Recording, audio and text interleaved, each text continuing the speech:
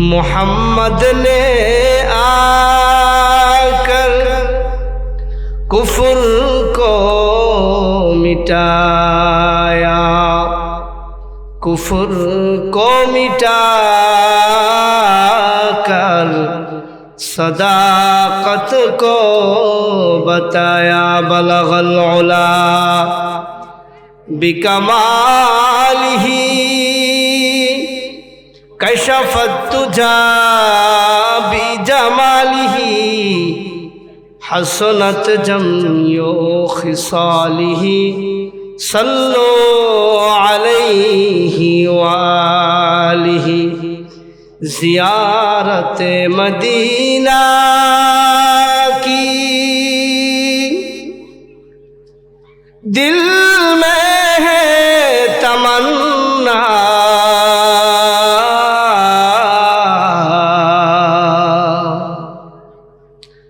ज़ियारत मदीना की दिल में है तमन्ना।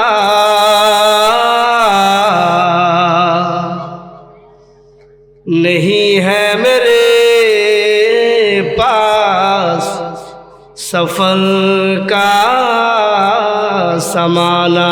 अल्हम्दुलिल्लाहि व कफ़ा व सलामुन अला इबादिहिल्लज़ीना इस्तफ़ा। अम्मा बअदु फ़अऊज़ु बिल्लाहि मिनश शैतानिर रजीम। बिस्मिल्लाहिर रहमानिर रहीम। अनिल मुजरिमीना मा सलककुम फी सक़र क़ालू लम नकु मिनल मुसल्लीन व लम नकु नुतइमुल मिस्कीन व कुन्ना नख़ूदु मअल ख़ाइदीन व कुन्ना नुकज़्ज़िबु बियौमिद्दीन हत्ता अतानाल यकीन। আমি যে শুধু দুনিয়ায় নামাজ পড়তাম না, বিষয়টা এমন না। আমি তো নামাজ পড়তাম না, আল্লাহ তাআলা আমাকে অনেক সম্পদশালী করেছিলেন, আমাকে টাকা দিয়েছিলেন, আল্লাহ তাআলা আমাকে তার দয়ার মাধ্যমে জমিদার বানাইছিলেন। কিন্তু কোন অসহায় দরিদ্র মানুষ যখন, মিসকিনরা যখন আমার কাছে চাইতো, তাদেরকে আমি দিতাম না। আমি সম্পদ এমন ভাবে সংরক্ষণ করতাম, আমি মনে করতাম এই সম্পদই আমার সব, আমার যে মরতে হবে এটা আমি ভুলে গিয়েছিলাম।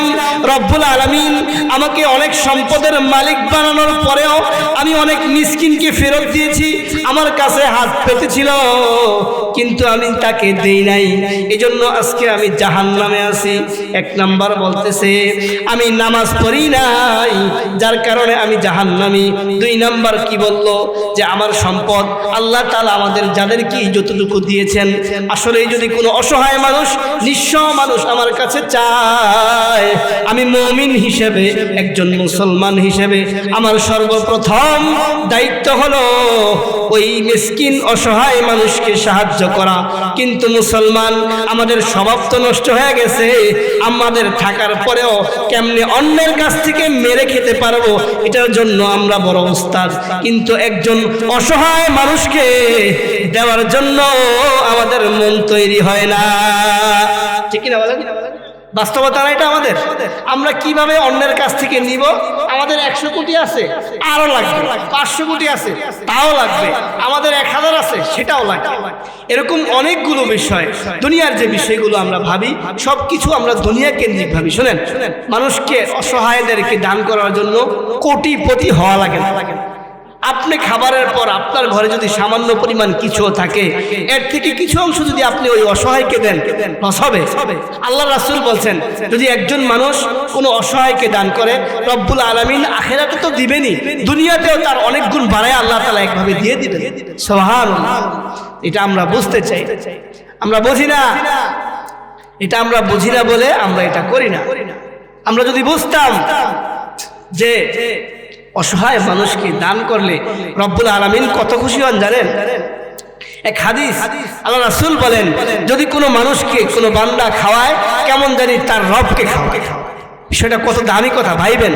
আমি আপনাদেরকে ওয়াজ করতেছি না, কিন্তু এমনি মোজাকারা দু চারটা কথা আপনাদেরকে জানাইতেছি, যেন আপনাদের সহ সবার আগে আমার মনের যেন পরিবর্তন হয়, কবরের হিসাবটা যেন আমাদের মাথায় থাকে, যে যে যে জায়গায় আছি আমরা, আমাদের পরিবর্তনটা যেন এমন হয়, দুনিয়ার কেউ দেখুক আর না দেখুক, দুনিয়ার কেউ বুঝুক বা না বুঝুক, আমার আল্লাহ যিনি আমাকে সৃষ্টি করেছেন তিনি যেন দেখেন যে আমি আমার জায়গা থেকে অনেক পরিবর্তন হয়ে গেছি। আজকে মাহফিলে আসার আগে যত অপরাধ করেছি সবকিছু আজকে থেকে তওবা করলাম, কোনো অপরাধ করব না। আল্লাহ তাআলা যদি আমাকে তৌফিক দেয়, মরণ পর্যন্ত শরীয়তের বাইরে চলবো না, এরকম একটা নিয়ত আমরা করতে পারি না ইনশাআল্লাহ? এরকম একটা নিয়ত করব, যতক্ষণ আমরা বয়ান শুনবো এরকম নিয়তে শুনবো। ঘন্টার পর ঘন্টা 5-10 ঘন্টা বয়ান শোনা লাগে না। আমাদের যদি পরিবর্তনের নিয়তে থাকে, 1-2 ঘন্টা 2-4-5টা কথা শুনে বাড়ি গেলে আমাদের কালকের ফজর থেকে মূল টার্গেট থাকবে, আজকের থেকে আমরা আর গুনাহ করব না। এটা হবে মুসলমানের দান। তাহলে আজকের এই দেখেন কত আয়োজন, কত একেবারে 1 মাস আগে থেকে কত প্রস্তুতি, কত দান বাম করে, কত মানুষের হাত পা ধরে আল্লাহর জন্য আয়োজন করা হয়েছে। তা আমাদের মনের যদি পরিবর্তনই না হইল, এরকম হাজারো মাহফিল করলে কি ফায়দা হবে? ঠিক কিনা বলেন? তো যেটা বলতেছিলাম, ওই জাহান্নামী বন্ধু 2 নম্বরে কি বলেছে? ওয়ালাম নাকুনু নুতঈমুল মিসকিন। 3 নম্বরে বন্ধু বলতেছে ওয়া কুন্না নাখুদু মাআল খাইদিন।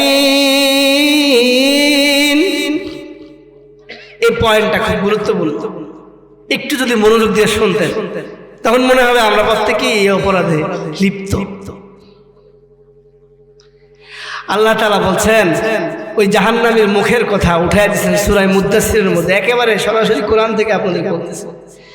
আল্লাহ বলছেন ওই জাহান্নামীর জবান থেকে বের হচ্ছে, জাহান্নামী বন্ধু জান্নাতীকে বলতেছে, 1 নম্বরে তো আমি নামাজ পড়তাম না এজন্য জাহান্নামী, 2 নম্বরে আমার যতটুকুই সম্পদ ছিল অসহায় মানুষটা যখন আমার কাছে চাইতো তখন আমি দিতাম না, 3 নম্বর যে অপরাধে আমি লিপ্ত থাকতাম, অযথা ফাহেসা, অদরকারি বেদরকারি, আপনাদের গ্রাম্য ভাষায় কি বলে, মানে কোনো কাজ, কোনো যে কথার কোনো দরকারই নেই, এরকম কিছু কথা নিয়ে আমরা ঘন্টার পর ঘন্টা ঝগড়া করতাম, ফাসাদ করতাম, চার দোকানে বসে বসে আড্ডা দিতাম।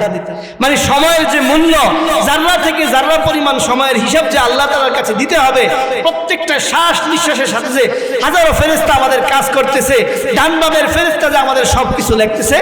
আমি বড় উদাসীন ছিলাম, চায়ের দোকানে বসতাম, পকেটে টাকা ছিল, 1 কাপ খাইতাম, 2 কাপ খাইতাম, 5 কাপ খাইতাম, আড্ডা শেষ হইতো না। কি নিয়ে?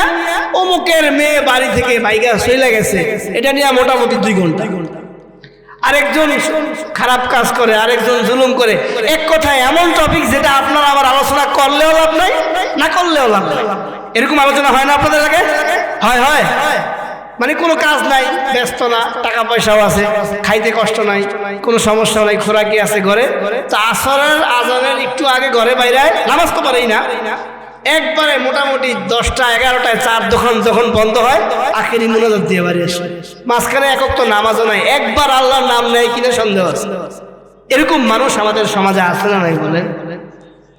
শোনেন, আপনাদের এলাকায় না থাকতে পারে, দুনিয়ায় আছে কিনা বলেন না, একটু আওয়াজ করে বলেন আছে না নাই?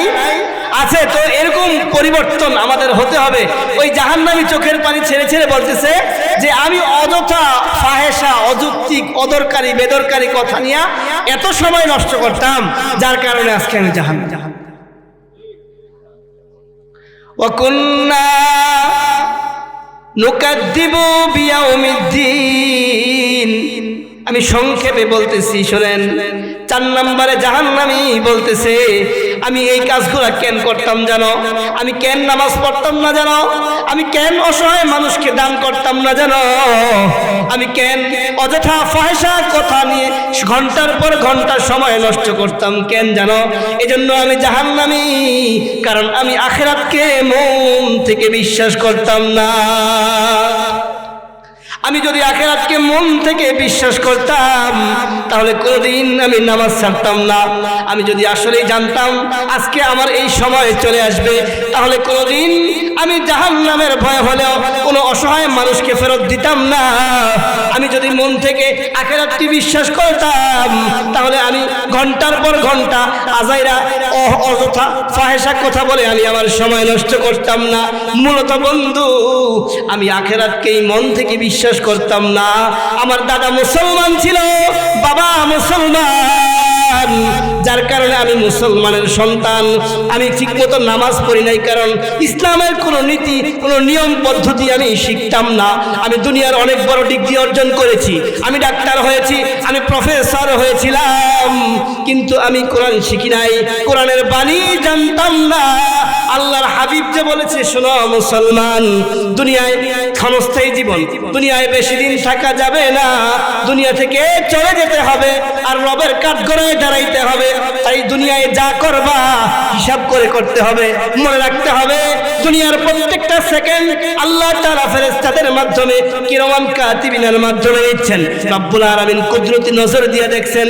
শুধু এটাই নয়, কঠিন কিয়ামতের ময়দানে যখন বিচার হবে আল্লাহ তাআলা বলেন এই হাত সাক্ষী দিবে, ওই হাত ওই দিন জবান খুলে যাবে, আল্লাহর কাছে বলবে, আল্লাহ দুনিয়ায় থাকা অবস্থায় আপনি নিষেধ করছিলেন, এই হাত আমি এর জন্য প্রতিবাদ করি নাই, আপনি হুকুম দিয়েছিলেন তার হাত যেভাবে চালায় সেভাবে চলতে, কিন্তু আল্লাহ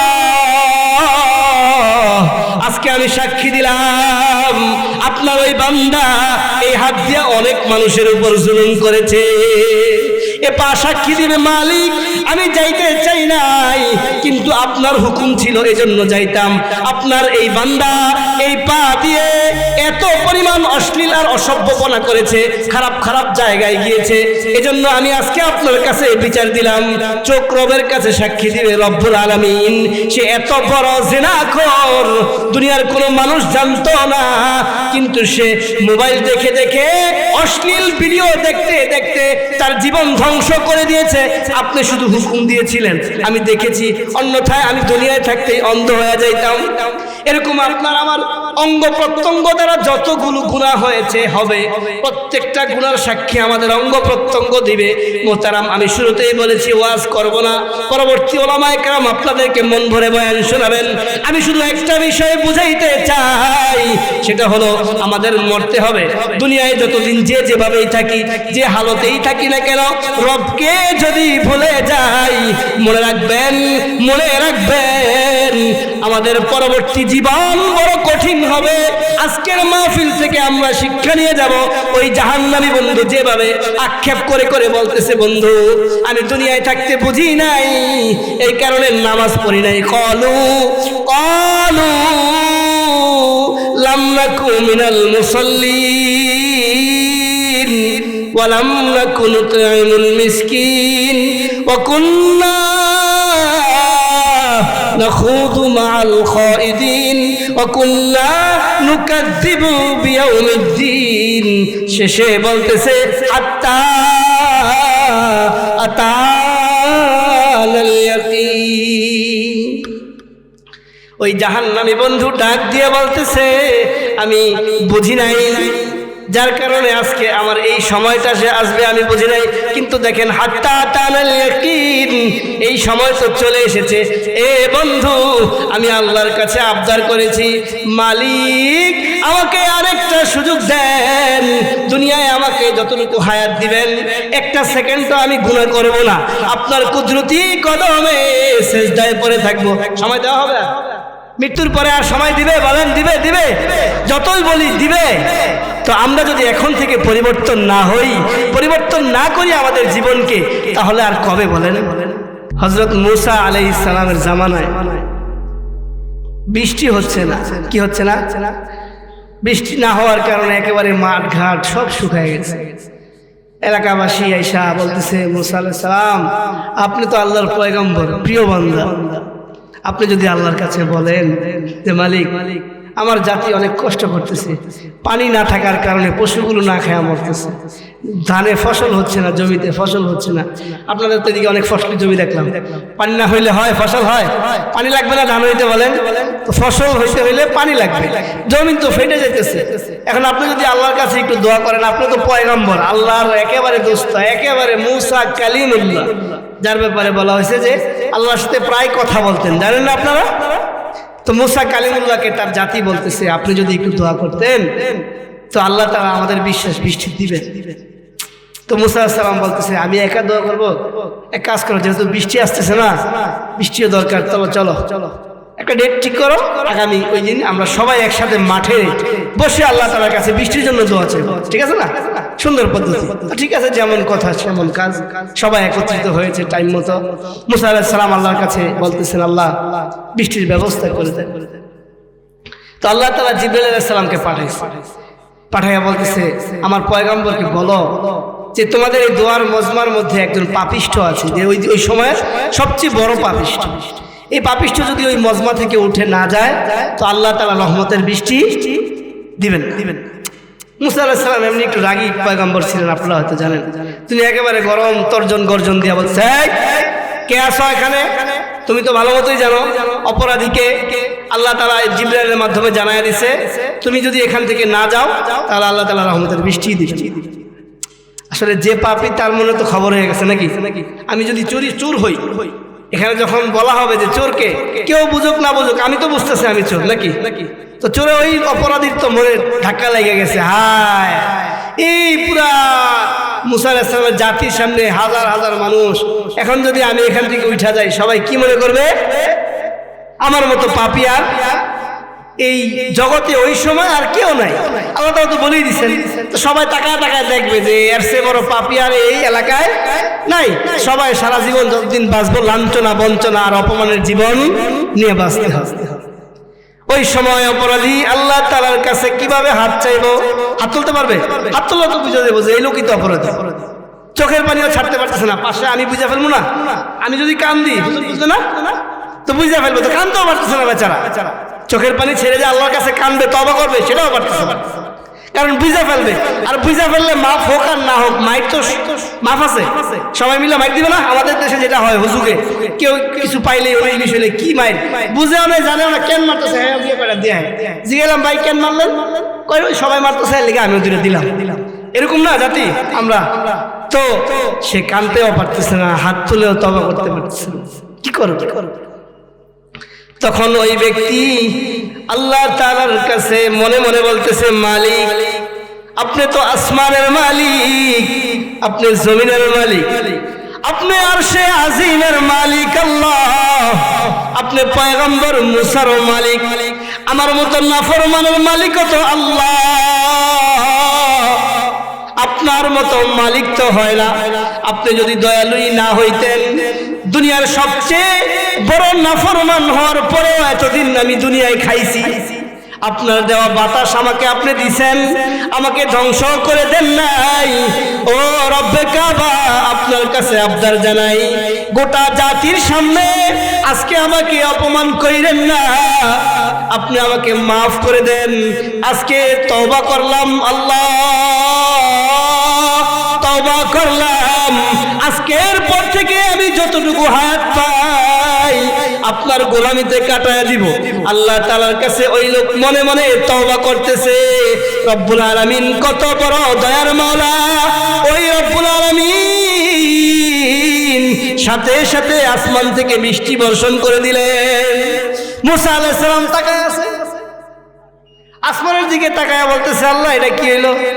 আপনি তো বলছেন এখানে একজন পাপিষ্ঠ আছে, বলছেন না? পাপিষ্ঠ যতক্ষণ পর্যন্ত না উঠবে ততক্ষণ পর্যন্ত বৃষ্টি। তো আল্লাহ আপনার এই জাতির সামনে আমার অপমান না করলেও পারতেন।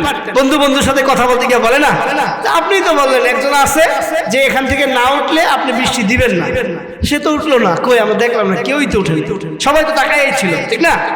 কেউ তো উঠে নাই।